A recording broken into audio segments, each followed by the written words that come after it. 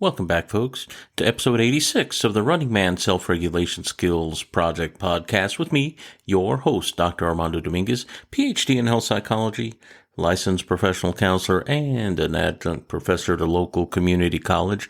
And what we're going to be talking about today is the breath of life. And we are not talking about CPR, mind you, but that is actually a lovely thing to do. I am certified because of my work.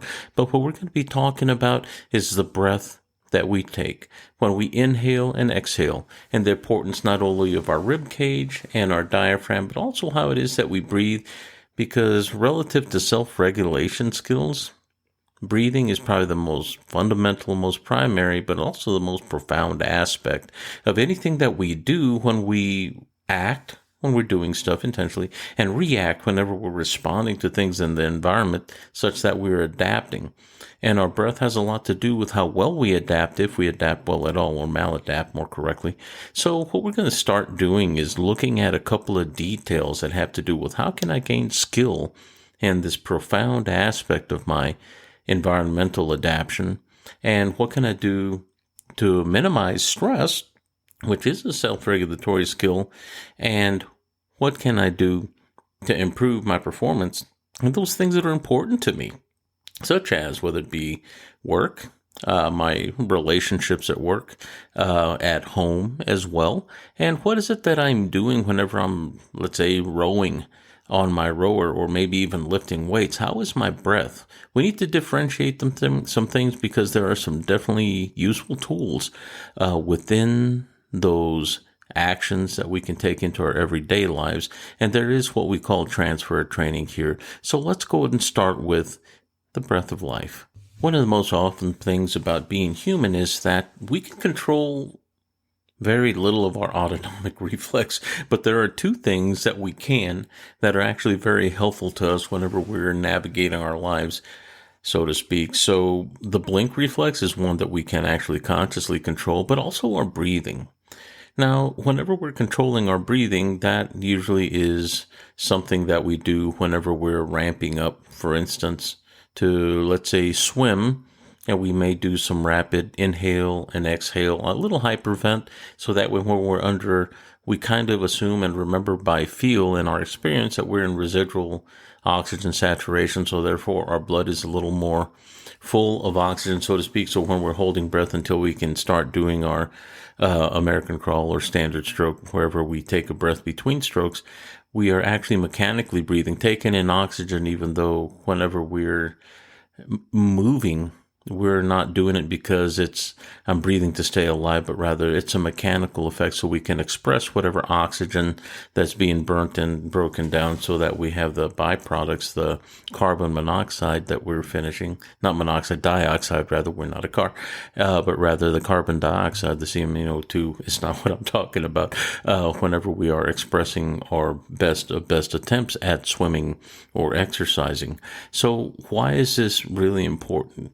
As an example, whenever we prepare to go into the water, we know that we're going into a level of stress, but whenever we're, let's say, getting ready for a business meeting, or maybe we're going to a big party and we feel, let's say, a little social anxiety, or a little worried, maybe even a little outcast or not even accepted, then that's a level of stress that maybe I'm preparing for. Maybe I start thinking, and my body ramps up based on the visual imagery and expectations of what might happen, and therefore I start to stress. And we can learn how to breathe beforehand to calm us before the storm, so to speak. But also we can learn to breathe while we're there in a way that's not obvious to others, that's actually regulating any potential stress that is rising as a result of the situation. But the important thing is that we have to realize that there is a measure of control there, intentional control. And I think this is an important thing in self-regulatory skills, realizing that we do have a great measure of control over how we breathe. Regardless of what we're doing, our heart is beating and blood is flowing, and we are oxygenating that blood by breath, by moving of that diaphragm that drops our lungs and opens them up, so that way we can absorb by vacuum the oxygen that we're taking in from the atmosphere. So these are givens. There are a lot of things in principle in our environment that, if we look at it, we always have to know that there's the wild card potential. And there's a Japanese term from the ninjas that I'm not going to say in Japanese, I don't want to butcher that, but the translation is endless variation, never surprised. And never is an absolute, but we think about change as always being the continuous variable that we have to deal with. It's not always going to be bat crap chaos. It's not going to be that, but it can be. But the idea is that it's not always going to be perfectly aligned in the sense that everything's going to be where it's supposed to be. And we have a lot of things that are constants. Yes, constants never surprise, but surprises occur within those constants as well. And our breath is our way of adapting. So why all this philosophy about how we respond to stress? Because much of what we stress on is a concept. It's an idea that we have if we're going in and there's an expected atmosphere, the constants that I'm stressing about, and also the change within that constant, me being able to adapt, is what I have control over sometimes. And those are important things. Now, what I'd like us to look at is that whenever we're breathing, let's say under load, I do kettlebells and club bells, but if you do anything like lifting weights or even picking up a large can of trash, this sort of thing, we're lifting and we're doing what's called a reverse breath. And we don't necessarily have to hold our breath, but we tend to gird our torso, and our stomach, abdomen, and our torso tends to push out in all directions. And we tend to gird our PC muscle, wherever our perineum is, whenever we're doing that while we're lifting, and then we tense up and lift and move whatever trash can, this sort of thing. But this is also an important thing having to do with how we deal with stress. Often whenever we gird in that way, there's an expectation of load with the skeletal muscles, the bigger structures. But also if we were to be in a stressful situation, such as a fight, where somebody's looming and they're moving, or maybe being threatening or intimidating, we tend to inhale and hold, not unlike when we're lifting weights, not unlike when we're lifting that trash can. This is important detail and self-regulatory skill. We have to determine, am I suspending breath? Am I under pressure? Am I residually breathing wherever I'm dynamically breathing more correctly, wherever I'm inhaling, exhaling?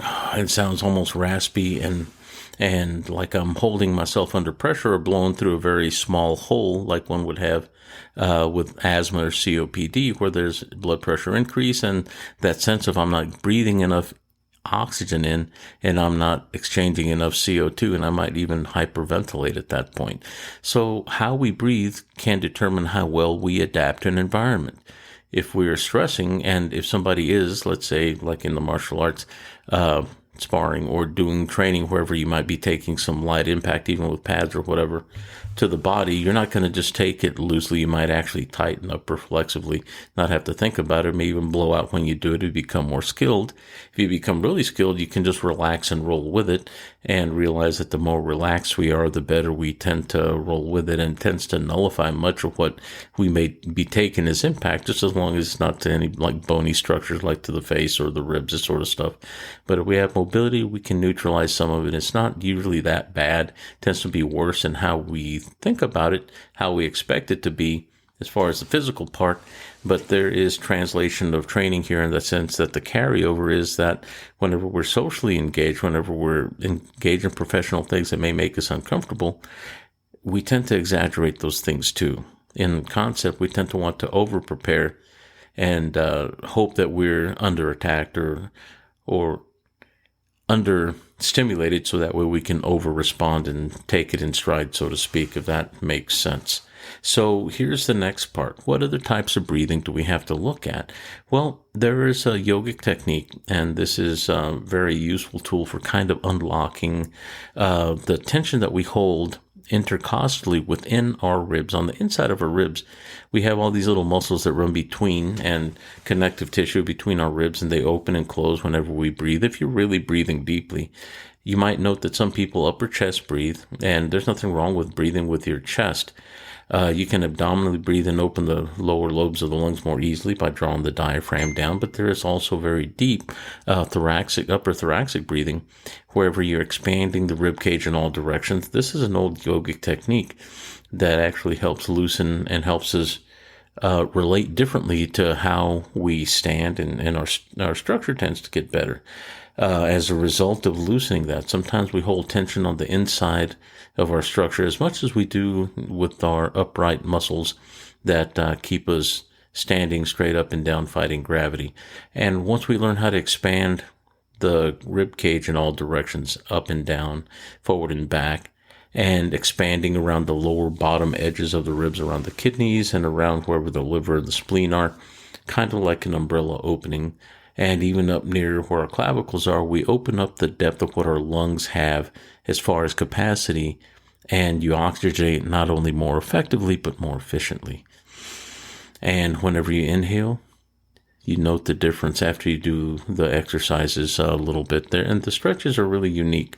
One of the most useful ones, if you can get your hands up, arms up over your head, and if you don't have any shoulder injuries, and you press your palms, almost like you're winding them. You've probably seen some yoga poses where if you have some flexible hands that you can be palm to palm, but your right and left are on the opposite sides of the body, and you press up and push like a little spear, and you're opening your scapula, and then you have some wherever you're opening the arms like wings, and you inhale as much as you can, going throughout the motion and back down. And you're basically opening up the upper thorax, not arching the lower back.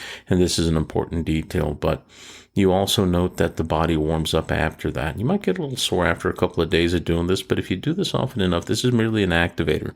This actually loosens and lessens what we would call our constant of tension.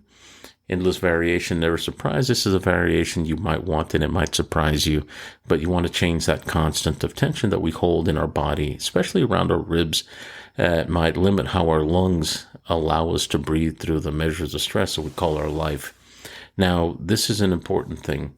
Doing stretches and breathing where you inhale as far as you can go and exhale as far as you can go, but not forcefully with pressure, but just as far as you can comfortably go, and it'll get better and a little deeper as you go. But the important thing is not to try to do it all at once and force it, because you have no time and you have to be somewhere. Take a little time, make a little time to do this. It literally takes you maybe about a minute to 30 seconds to do a couple of times a day, and it will rehabituate your body to flexibility and adaptability in response versus the constant of tension of armoring up. And if you have any kind of emotional release as a result, that can happen as well. Just write it out a little bit. Just don't stay in it crying continuously. Maybe start laughing instead, because really it's just nervous energy within your neuronal structures. And once you release it, whether it be as laughter or it can be as crying as well. It doesn't have to be crying, but it can be released as laughter as well. Then you will note that things will get easier and those type of things won't squeeze out. And it's not always tied to an event specific, but rather it's just a cumulative reactive response sometimes. And it helps us develop courage for our life, not to face all the negatives all the time, but rather to realize sometimes we are discouraged and we just need to reacquaint ourselves with our courage that is very closely tied to our ability to breathe.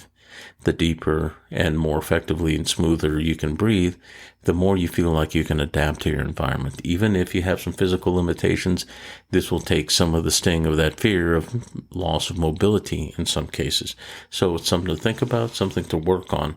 And these are things that we know about that are very scientifically backed if you do some research on it. But these are some tools that I want to specifically pull out today that are helpful in developing adaptation to not only stress, but also change in the body. And it also helps one have a little more confidence in how one interacts, not only in one's environment with people, and how you interact with yourself.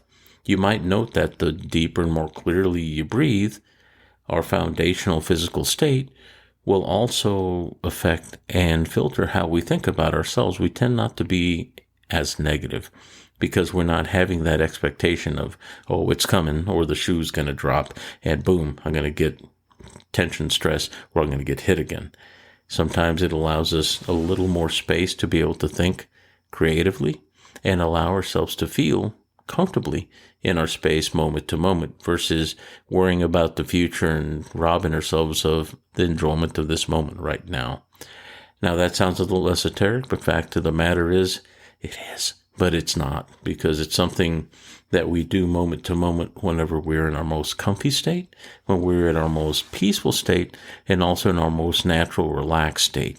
And the more we can have that, the more we tend to habituate to having that as our general state of being, which is much more comfy, that it becomes a trait over time that people will note that, wow, pretty easygoing, pretty calm, and not nearly as reactive as they used to be, not as anxious. But we also notice that, and that's the important part. How can I gain that self-regulation skill?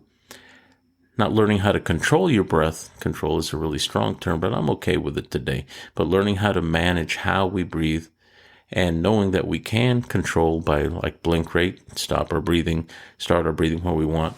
Learning how to breathe differently, how to use different methods of breathing. Different doesn't necessarily have to be some wacky, high pressure, timed, holding your breath as long as you can until you start turning blue technique. These are all effective functional methods that teach you how to breathe while you're going through an event. Some people say breathe through the tension. Well, anything that you do in life, unless you're holding your breath, technically you're breathing through. So it's not profound. Sometimes it's a term that's lost. And what I'm going to go into next is definition, because we have this thing that is called the war on words, or the war on meaning. And who controls the definition tends to control the race, or the, in this case, debate, not unlike politics, which I'm really growing kind of tired of, to be very honest. But this is causing a lot of stress here locally.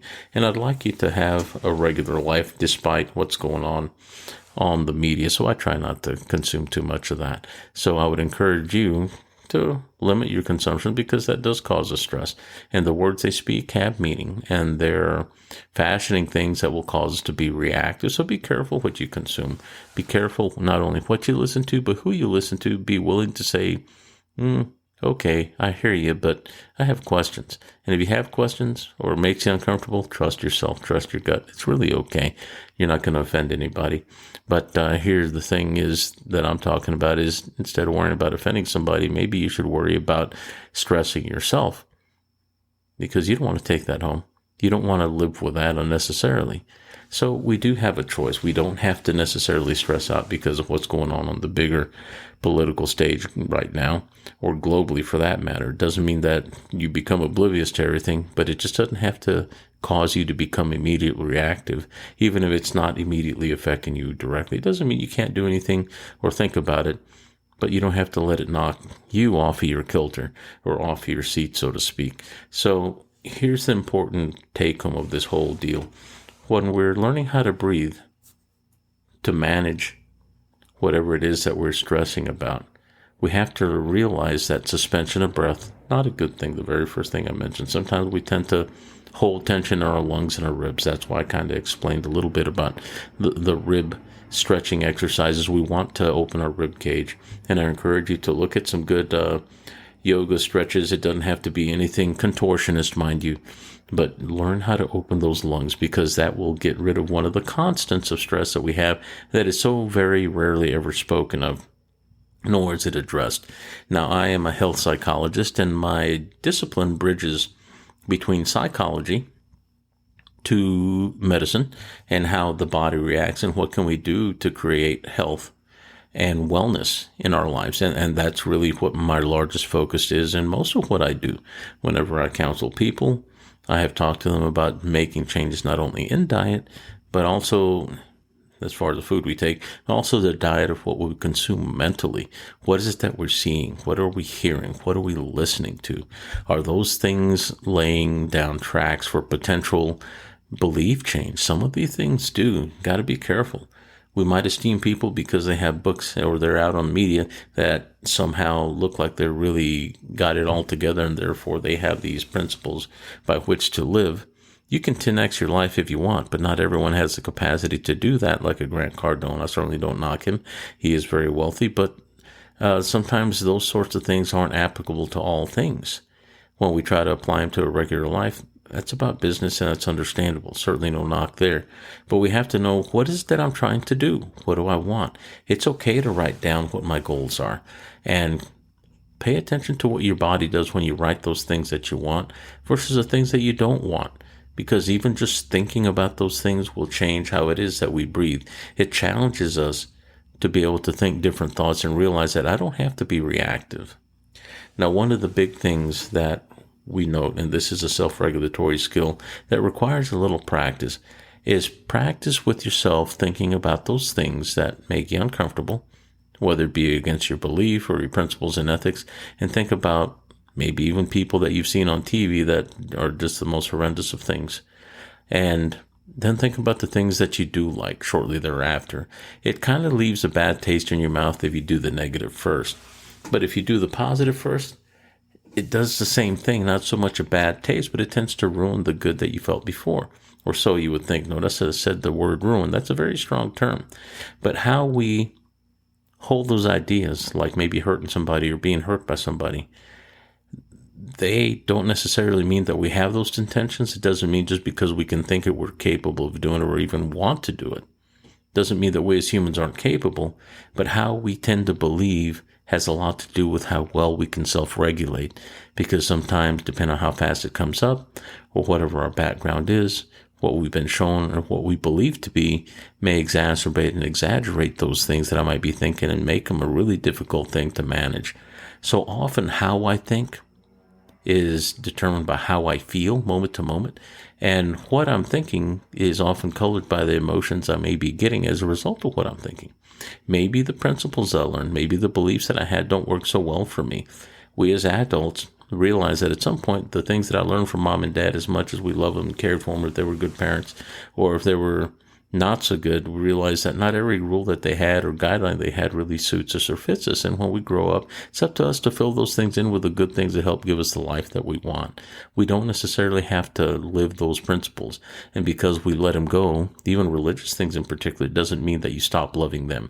Just because you vote a mixed ticket or maybe you vote Republican or Democrat doesn't mean you've thrown the family away, even though some people are very, very materially oriented in that sense, that they think that if you do this, somehow you have been excommunicated. That's a load of crap. And that's a belief and shouldn't be proffered, first off, much less practiced.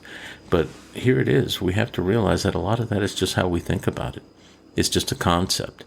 But yet, concepts are weak. We have to have somebody there to think the thought for it to be acted upon, for us to do something with. So what happens to the thought when we're gone? Or if nobody thinks it? Flatly, it just doesn't exist. Not unlike our ego. We'll talk about that some other time. But breath has a lot to do with how I think of that things. If I don't have the reasoning and the rationale whenever I'm stressed, what makes you think that you're going to have it if it's a sudden onset stress? Well, it makes it even less likely. But if you're able to breathe through something that requires your best thoughts, your best reasoning, the better your breathing is, the better you're able to maintain that to make those really good decisions on your own behalf. So, little philosophy, a few techniques on how to expand the rib cage and improve your breath, because it is the most profound of things in that it literally is interlaced in every single thing we do in our life. And this is me talking to you on a Sunday night, November 3rd. After we'd set the clocks back, I slept in an extra hour and I got up early. That didn't seem fair, but here we are. New timeline, so to speak, and certainly good talking to you. I hope to hear from you. If you have any feedback for me, send it to the email runningmangetskillsproject@gmail.com. I'd love to hear from you. Certainly good talking to you once again. Breathe well, walk well, take care.